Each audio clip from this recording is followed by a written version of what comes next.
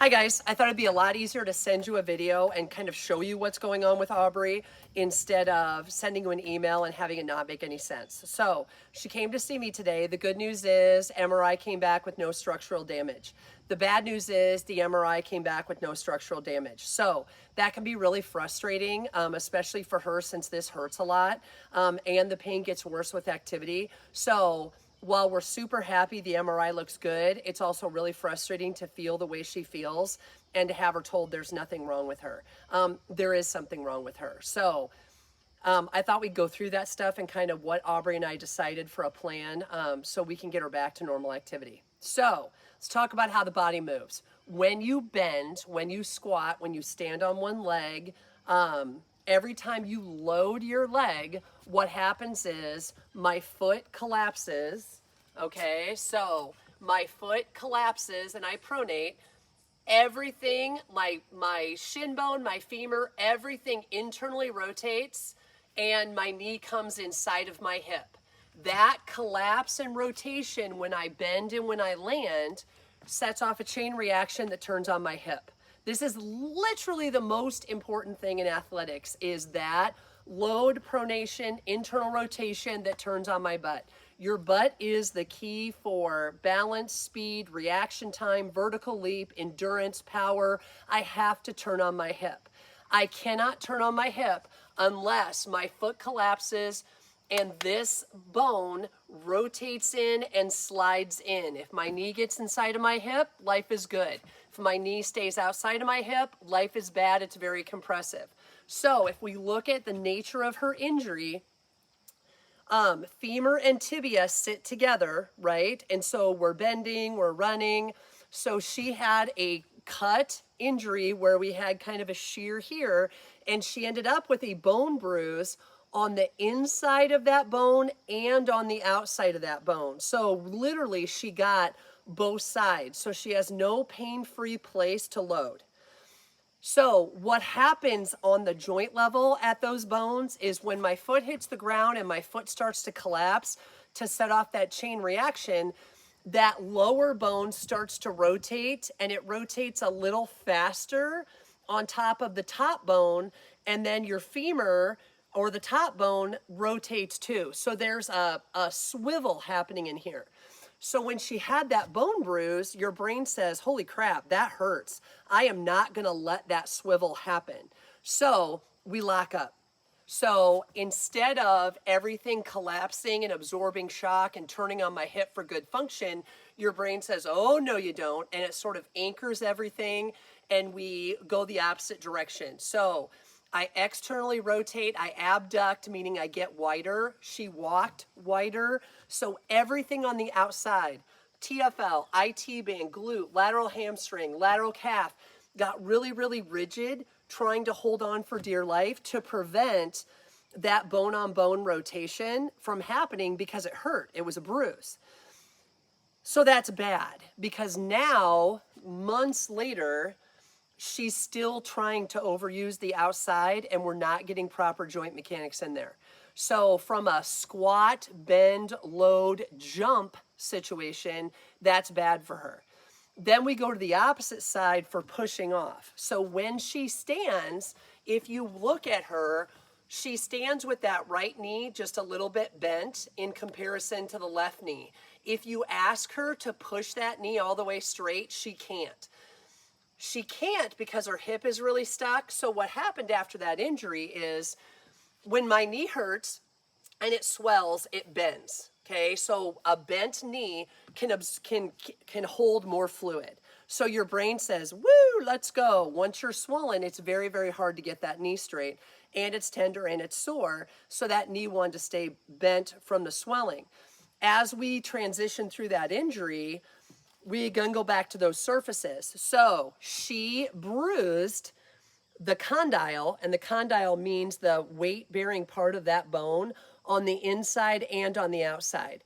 When you go to terminal knee extension or that leg is straight all the way, that approximates or puts the most amount of pressure through those condyles.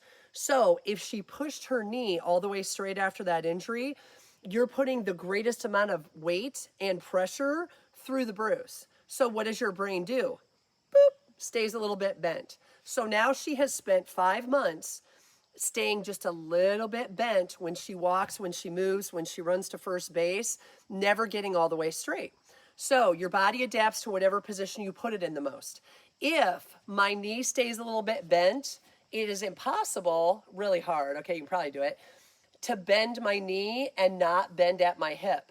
So my knee my knee stays bent, so the front of my hip gets tight, my ankle gets tight, and so now she can't get into full straight.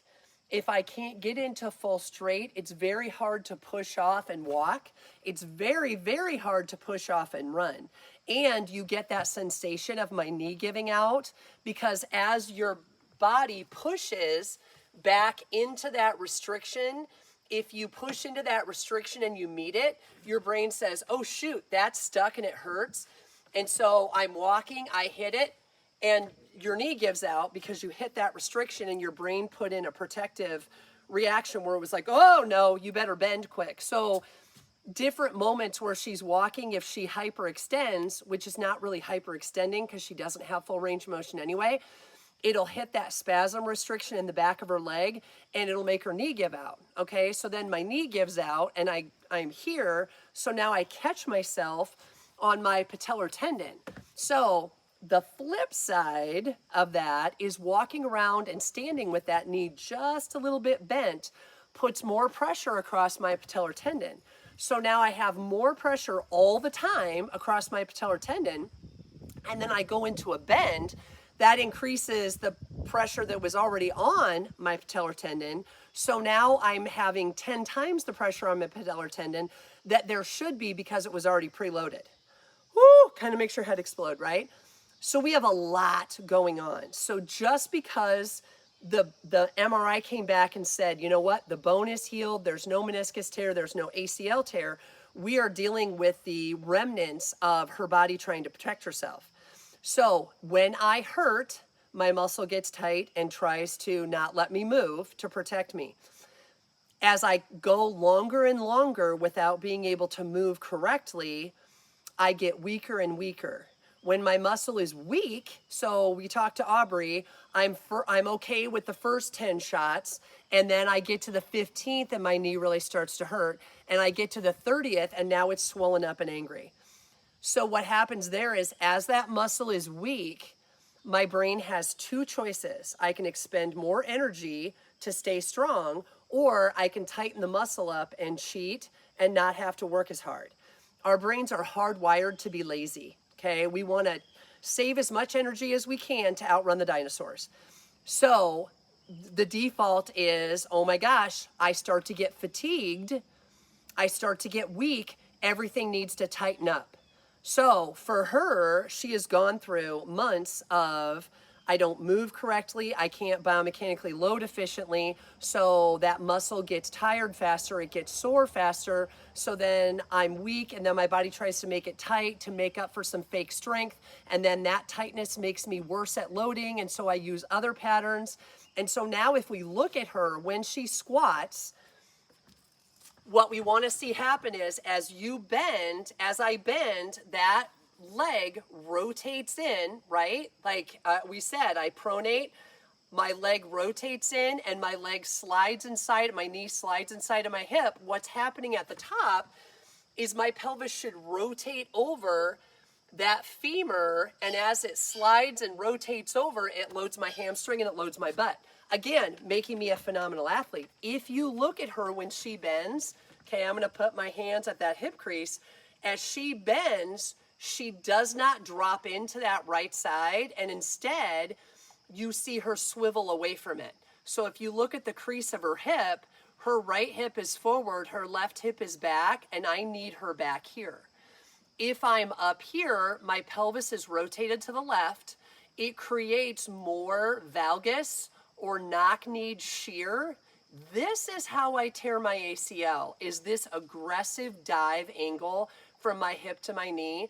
If my hip is stuck and I can't rotate over that and load into my butt, I get more shear and I have a higher risk for tearing this either chronically over time because I'm loading it and it shears, and then one day it finally goes, or I aggressively try to cut, and because I've been here, it's gone. So this is bad. The other thing it does in the short term is because my pelvis is rotated forward, when I bend, my right knee comes further forward in space and puts a lot more pressure on my patellar tendon. So that's kids with Osgood Slaughter's, jumper's knees, like the achy. It's because they can't load their hip. So Aubrey has some joint line pain. Aubrey has some patellar tendon pain. Aubrey has lateral calf pain, lateral leg pain, hip pain, because she can't move right, and these body parts are all holding on for dear life. And then we put more stress on a segment, and that sets off a whole new chain reaction of pain. So I appreciate that I have rambled on forever, and I apologize. I get completely geeked out on this stuff. But we have to give that back to her. So we need to give her good glide at her ankles so that she can drop into that foot. We need to give her good glide and rotation through her pelvis so that she can get into her butt and take pressure off her knee. We need to make these bones be able to rotate on each other and be okay with that. And we need to give her full terminal knee extension, or getting that leg all the way straight so she can run and not chew up the front of her knee. So I'm super excited we don't have structural damage in there, but we have a lot of soft tissue trauma that we're still trying to work through. So Dr. Jacobson suggested she take some ibuprofen and just power through it. I'm going to suggest that's not how we go about it. Yes, she can increase some activities. I'm going to see her on Saturday, and we're going to kind of put together a whole exercise plan for her for AE and a return to play strategy, but she cannot play through pain, because when it hurts, your body will stiffen up, guard, and try to land or move a different way. And that different way can turn into an ACL tear. That different way can turn into a labral tear. That different way can turn into an ankle sprain, and she'll be out for months. Now, I did not talk to her about the potential for ACL tear with all of this because I don't want to freak her out. But as the adults in the room, we need to understand this, and this has to move well, or the risk is through the roof. And then if we look to her going into the season, like warm-ups for basketball are mission critical, and they're mission critical for all the girls. We have to stretch them out and warm them up before they play, because she's going to have all that hip mobility and all that ankle mobility to help give her knee somewhere to go, because my knee is trapped between my hip and my foot, and it'll do whatever those two joints tell us to do. So Saturday, we're sitting down. I'm going to print her out and video her out a whole exercise program for AE, kind of a return to play plan, and move forward. If you guys have any questions, please just shoot me a text, email me, whatever. I'm happy to help and try to get her back as quickly as we can. Thanks.